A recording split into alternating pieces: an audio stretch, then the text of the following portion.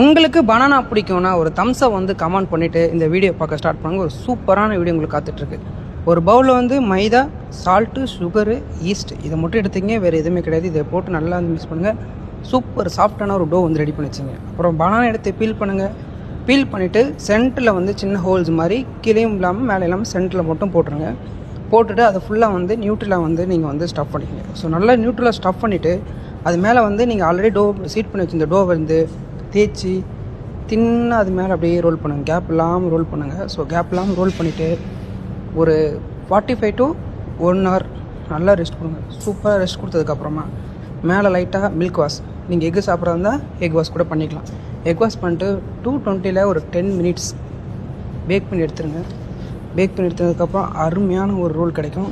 Taste பண்ணி பாருங்கள், அல்டிமேட்டாக இருக்கும். தேங்க்யூ.